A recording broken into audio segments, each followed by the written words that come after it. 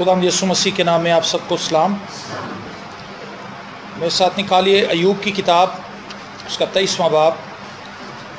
अय्यूब की किताब, उसका 23वां बाब, उसकी 10वीं, 11वीं और 12वीं आयत खुदावंद के पाक कलाम में से हम तिलावत करेंगे। और खुदा के ज़िंदा कलाम में लिखा है, लेकिन वो उस रास्ते को जिस पर मैं चलता हूँ जानता है। जब वो मुझे तालेगा तो मैं सोने की माने निकल आऊँगा। मेरा पाँव उसके कदमों से लगा रहा है। मैं उसके रास्ते पर चलता रहा हूँ और बरगश्ता नहीं हुआ। मैं उसके लबों के हुक्म से हटा नहीं। मैंने उसके मुंह की बातों को अपनी ज़रूरी खुराक से भी ज़्यादा ज़ख़ीरा किया। आमीन। लेकिन वो उस रास्ते को जिस पर मैं चलता हूँ जानता है। ये अय्यूब की स्टेटमेंट है। अय्यूब कहता है कि जिन राहों पर मैं चल रहा हूँ खुदा उनसे बखूबी वाकिफ़ है, खुदा उन्हें जानता है। मेरी और आपकी ज़िंदगी में भी हालात कैसे भी हैं खुदा जानता है। मैं और आप सारा दिन क्या सोचते हैं, हमारे जहन में क्या चलता रहता है, हम किन किन मुश्किलात का शिकार हैं, कौन कौन से मसाइल हमें दरपेश हैं। कोई भी ऐसी बात जो हमारी ज़िंदगी में है वो खुदा से रूपोश नहीं। खुदा उन सब बातों को जानता है। हमें पैसों की ज़रूरत है, खुदा को पता है। हम किसी बीमारी का शिकार हैं, खुदा इस बात से वाकिफ़ है। हम किन किन चीज़ों के लिए ज़रूरतमंद हैं और वो खौफ जो हमारी ज़िंदगी में मौजूद हैं, खुदा उनसे भी वाकिफ़ है। बहुत सी ऐसी बातें हैं जो हम दूसरों को नहीं बता सकते, लेकिन खुदा उनको जानता है। और अय्यूब को ये बात पता है कि खुदा मेरी ज़िंदगी से इलाका रखने वाली हर एक चीज़ को बखूबी जानता है और खुदा उन तमाम मामलात को डील भी कर सकता है। आमीन। और वो कहता है जब वो मुझे तालेगा तो मैं सोने की माने निकल आऊंगा। इस सारे प्रोसीजर के अंदर जो कुछ भी हमारी ज़िंदगी में चल रहा है, एक खादिम ने बड़ी खूबसूरत बात कही है, रिक वॉर्न ने। वो ये कहता है कि मेरी और आपकी ज़िंदगी में जो कुछ भी रूनमा हो रहा है खुदा उनको हमारी तरबियत के लिए इस्तेमाल कर रहा है। आमीन।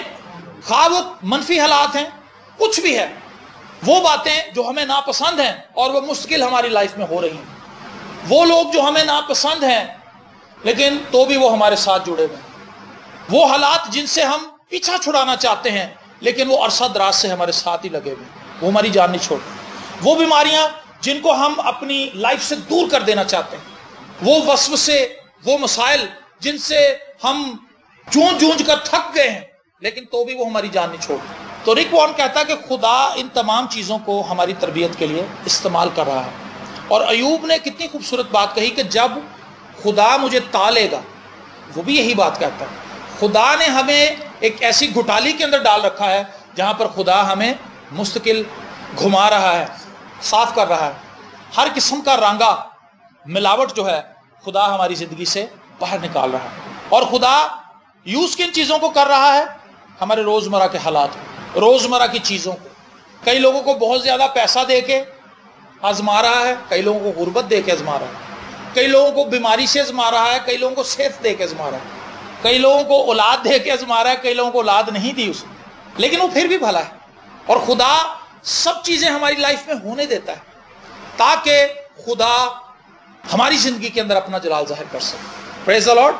तो अय्यूब कहता है कि खुदा मुझे ता रहा है और जब वो मुझे तालेगा तो मैं सोने की माने निकल आऊँगा, मैं प्योर बन जाऊँगा, मैं ऐसा बन जाऊंगा कि खुदा का जलाल कसरत से मेरी ज़िंदगी से जाहिर होगा। मेरा पाँव उसके कदमों से लगा रहा है। ये वो ज़रूरी बात है जो मेरी और आपकी ज़िंदगी में होनी चाहिए। मसीह के नक्शे कदम को फॉलो करें। वो बातें जो मसीह के अंदर थी वो हमारे अंदर होनी चाहिए। वो मिजाज जो मसीह यीशु के अंदर था वो हमारे अंदर भी होना चाहिए। वो सोचें जो मसीह यीशु के अंदर थी वो हमारे अंदर भी होनी चाहिए। अगर हम ऐसा कर रहे हैं तो याद रखें, मुश्किलात चाहे कितनी भी बड़ी हों और मसाइल कितने भी बड़े हों, वो हमारा कुछ बिगाड़ नहीं सकेंगे, बशर्त ये कि हमने अपने कदम यीशु के फुटप्रिंट्स के ऊपर रखे हुए हैं। समझ रहे हैं आप मेरी बात? अगर हम इधर उधर फिर रहे हैं और हालात मुखालिफ हैं तो आप समझे कि वो हमारा कबाड़ा कर देंगे, वो हमारा नुकसान कर देंगे। लेकिन अगर हम मसीह को फॉलो कर रहे हैं और ये मसाइब हमारी जिंदगी में आ रहे हैं तो ये खुदा के जलाल को जाहिर करने का बाइस बन जाएगी। यार जो था वो यीशु के साथ चल रहा था, अक्सर हम इस बात को बयान करते हैं। तो उस वक्त उसको बुरी खबर मिली कि तू उस्ताद को तकलीफ ना दे, तेरी बेटी मर गई। लेकिन यीशु ने कहा कि तेरी बेटी मरी नहीं बल्कि اس کو جا کے جگاؤں گا. آمین. تو جب ہم خداوند کے ساتھ ہیں, چاہے کتنی بھی بڑی بری خبر آ جائے, خداوند اس کو خوشی میں ٹرانسفر کر دے گا, خوشی میں بدل دے گا. لیکن اگر خدا ہمارے ساتھ نہیں ہے تو مشکلات جب ہماری لائف میں آئیں گی تو پھر وہ ہمارا نقصان کریں گی, ہمیں تباہ کریں گی, ہمیں برباد کر دیں گی. میں اس کے راستے پر چلتا رہا ہوں اور برگشتہ نہیں ہوا, میں اس کے لبوں کے حکم سے ہٹا نہیں. ایوب کی زندگی کے اندر یہ بات ہم نے دیکھی کہ وہ, اگر ایوب کی کتاب پڑھیں تو اس کے پہلے چیپٹر کے اندر خدا نے خود اپنے منہ سے بات کہی کہ کیا تو نے میرے بندے ایوب کو دیکھا ہے, وہ کامل ہے, وہ راست باز ہے, وہ نیک ہے, اور وہ ایسا شخص ہے جو میرے حکموں کو بجا لاتا ہے. آمین.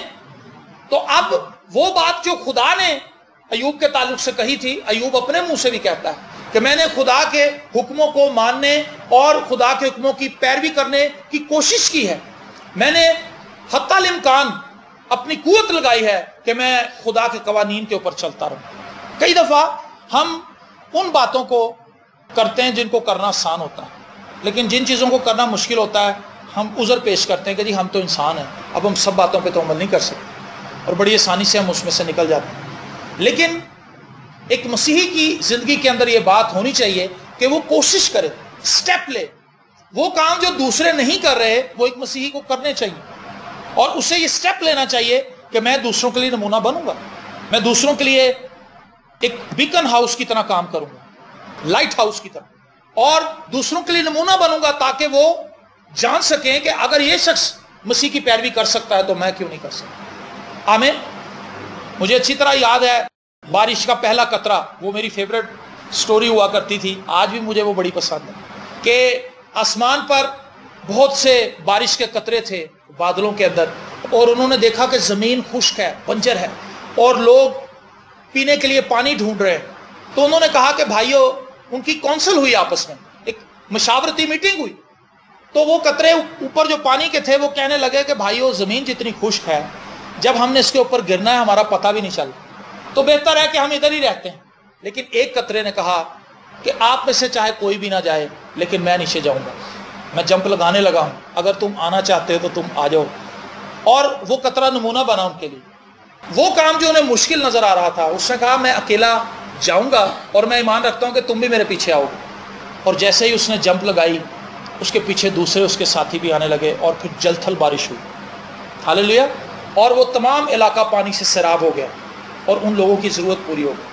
کئی دفعہ جب میرے اور آپ کے ایمان کا سٹیپ دوسرے لوگ دیکھتے ہیں تو وہ بھی آگے قدم بڑھاتے ہیں. جاتی جولیت کو جب داؤد نے مارا تھا تو تمام فوج جو بنی اسرائیل کی تھی ان کا بھی ایمان بڑھ گیا. انہوں نے کہا کہ اگر یہ نہتا نوجوان بچہ اتنے بڑے سورما کو مار سکتا ہے تو ہم تو باقی فوج کو تباہ کر دیں گے, اور وہ بڑے آگے, اور انہوں نے ایسا ہی کیا.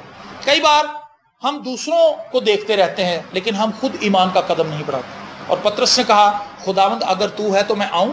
یسوع نے کہا آ, اور وہ پانی پر چلنے لگا, کشتی سے باہر نکلا, اس نے اپنا قدم رکھا اور پانی پر چلنے لگا.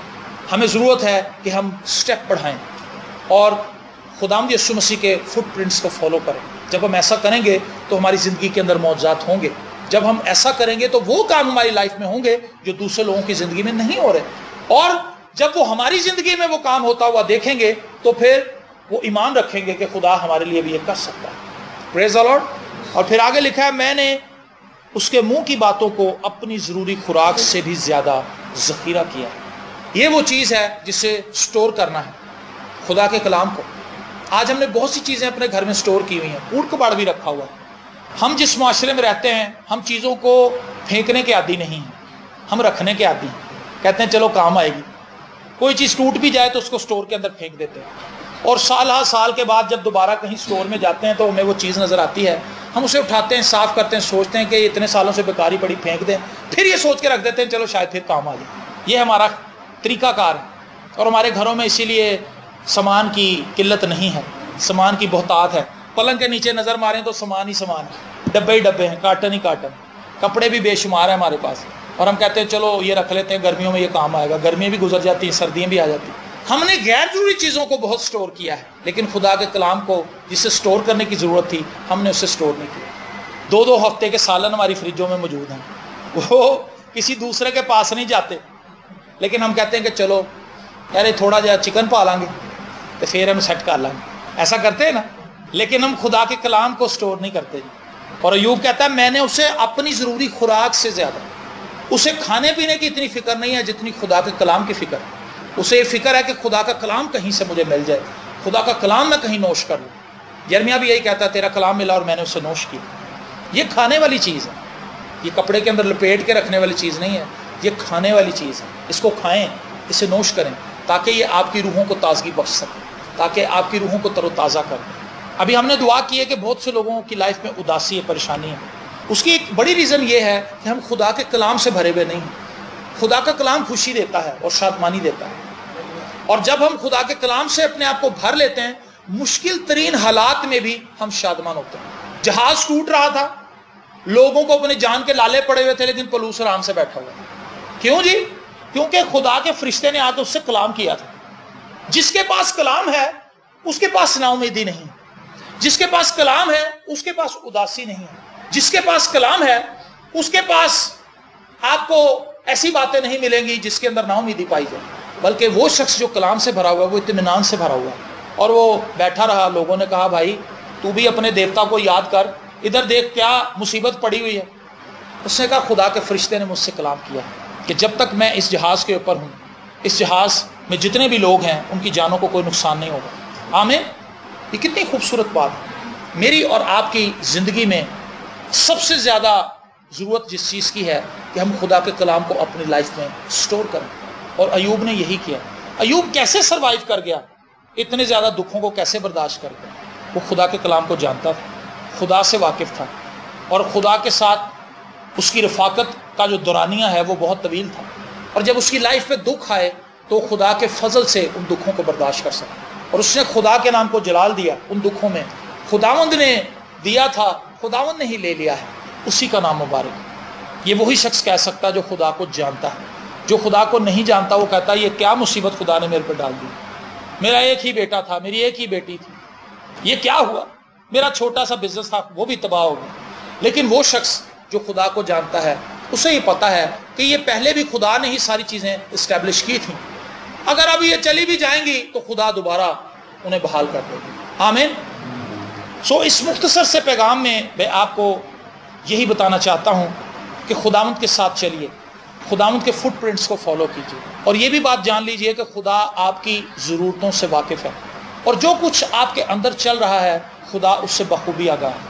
میں جب دعا کرنے کے لیے بیٹھتا ہوں تو مجھے پتا ہوتا ہے کہ میری لائف میں جو بھی مسائل چل رہے ہیں خدا انہیں جانتا ہے.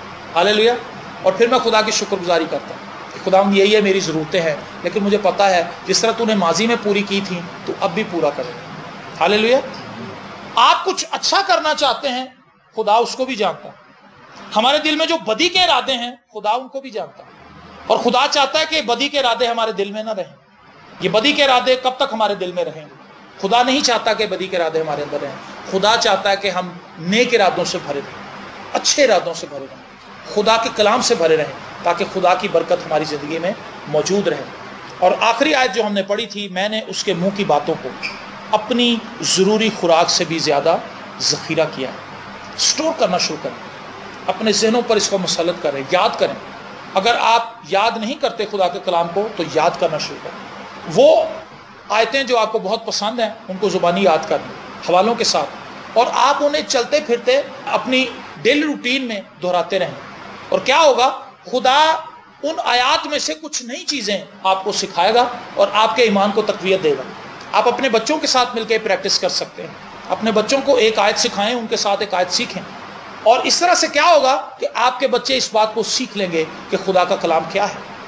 روزمرہ ان سے بات چیت کریں, اپنی فیملی میں خدا کے کلام کے تعلق سے گفتگو کریں. ہم بہت سی باتیں کرتے ہیں لیکن خدا کے کلام کے تعلق سے بات نہیں کرتے. کیا آپ نے کبھی سوچا اس بات کو؟ بہت سی گفتگو ہم کرتے ہیں, فلاں جگہ پر گئے تھے, وہاں پر فوتگی پہ کیا کچھ ہوا تھا, سب کچھ ہم ایک دوسرے کو بتاتے ہیں. آج رش بہت تھا, وہاں پہ ٹریفک پھنس گئی تھی, وہاں پہ ایک بندے کی لڑائی ہو گئی تھی, اس نے یہ کیا تھا, اس نے فلانے کو اینٹ مار دی تھی, سر پھٹ گئے تھے, پھر پولیس آ گئی تھی, پھر پولیس ان کو ڈالے میں ڈال کے لے گئی تھی. یہ ساری چیزیں ہم ایک دوسرے کو بتاتے ہیں, لیکن خدا کا کلام ہم ایک دوسرے سے شیئر نہیں کرتے. آج صبح جب میں نے بائبل کھولی تو میں یہ آیت پڑھ رہا تھا, یہ کتنی خوبصورت آیت, یہ دیکھو یہ کیسی بات ہے. جب ہم ایک دوسرے کے ساتھ شیئر کرتے ہیں تو خدا اپنے کلام کے وسیلے سے ہمیں برکت دیتا ہے. اور ایوب یہی کرتا ہے، وہ اپنی ضروری خوراک سے زیادہ خدا کے کلام کو اپنے دل میں سٹور کرتا ہے، اور خدا اپنے لوگوں کو بحال کرتا ہے، ان لوگوں کو جو اس پر تکیہ کرتے ہیں، اس پر توکل کرتے ہیں۔ خداوند آپ کو برکت دے۔